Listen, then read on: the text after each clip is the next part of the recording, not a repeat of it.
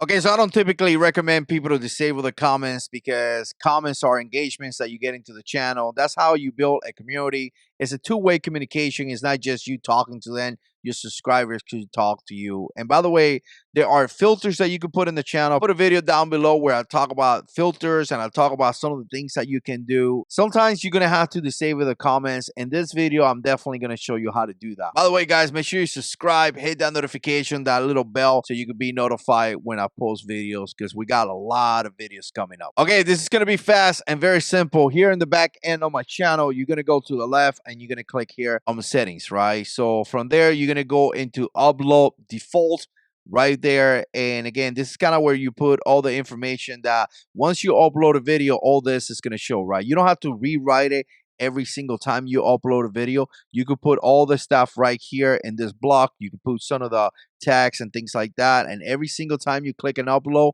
this thing is going to show up. But you want to go to advanced setting right here. And then you kind of want to go down and you can disable comments right here on this blog. You can see it right there. So every single time you upload the video, those comments are going to be disabled. Now, if you want to disable the comments on a particular video, so obviously I got all these videos right here. All you have to do is go here to detail and you're going to go all the way down. You're going to click show more. And if you notice, you're going to come to kind of like the same section right here, all the way down. It's going to be all the way down, right? And right here, you can click this box right here and it's going to disable the comments for that specific video. So again, I show you how to disable comments on a specific video and also how to disable comments to all future uploads if you want to. So hopefully that helped you. Let me know what you think down in the comment section below. We'll see you in the next video.